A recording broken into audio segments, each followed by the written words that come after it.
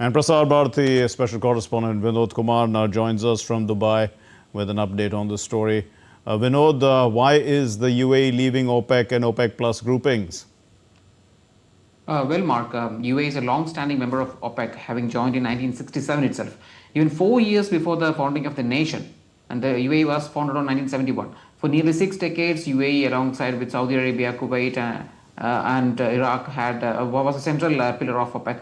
This exit is ending one of the most consequential membership relationship in the history of energy governance. As you mentioned, Qatar has recently exited OPEC in 2019, but it was due to economic coercion. It's a gas producer and not an oil producer. The major factor that prompted the UAE to exit is, as you rightly mentioned, is the Iran war and the security grievances. UAE has been target of Iranian missiles and drone attacks for weeks, and Tehran's blockade of Strait of Hormuz severely constrained UAE's ability to export oil. In fact, UAE has faced much more rocket and drone barrages than even Israel. UAE has also felt abandoned by its regional partners. As you mentioned, Anwar Gargash, the diplomatic advisor of the UAE president, said the political and military response from the Gulf and Arab partners due to the Iranian attacks were weaker than expected. Even though logistically they supported each other, politically and militarily that position was weakened.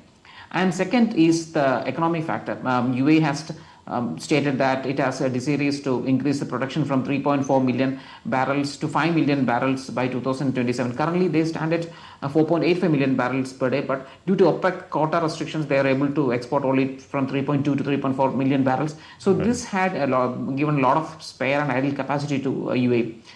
The UAE's departure deprives definitely OPEC of a key spare capacity contributor. And UAE has in fact exceeded its quotas many times as well.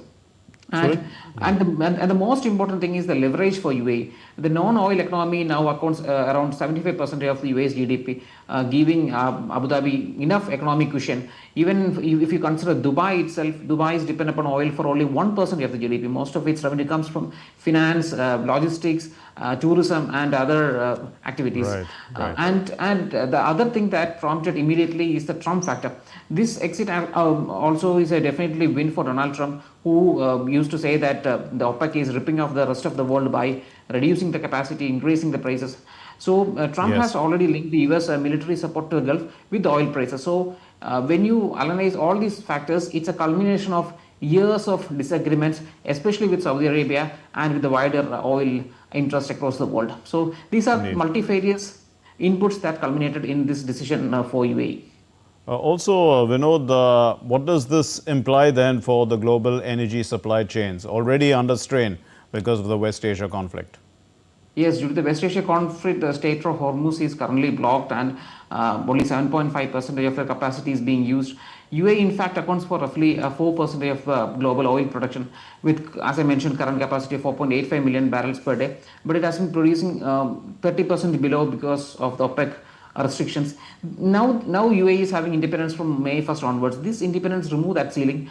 However, the gains are only theoretical, because the current oil price is straddling between 106 to 113. This is not due to speculation, but because of the real movement of oil itself is affected. So the production has already slumped by 45% to 1.9 million barrels per day by last month. So this is definitely a main bottleneck here. And the supply chain benefit of uncapped UAE output only materializes only when Strait of Hormuz is being opened. See, OPEC leverages was always coordination. Saudi Arabia, UAE, Iran and Iraq coordinating in the same direction. Now that coordination is clearly broken, and Saudi Arabia will lose its biggest production partner. The political cover of the unified Gulf bloc is now under threat, and Russia's OPEC plus partnership again weakens further. Yes. And there is a loss of supply chain management also. Before the conflict, UAE was OPEC's third largest producer, 12%. Now that is being taken away. And most of this oil that UAE used to supply went to the Asian partners like India, Japan, South Korea. And these countries, once the situation normalizes, will get to benefit. The reason why is that UAE will have significant bilateral engagements, bilateral tie-ups with these countries. And maybe India is also one of the countries that can benefit. And the most important factor is alternatives routing of export flexibility. Currently, most of this oil of UAE is being exported inside the Hormuz, Partially now they are being exported by the port of Fujairah, and there are talks between UAE and Oman to open the Omanian port of Sohar, Dukam and other deepwater ports so that UAE can export it Yes. via Oman. So this Yes. gives us a lot of independence and spare capacity for UAE, and with the maybe upcoming deals between Asian countries, we can see immediate correction in the oil prices, and in the Okay. long term, it will depend upon how Saudi Arabia reacts. We'll have to leave it there. Thank you very much, Vinod Kumar, for that update and putting things into perspective for us.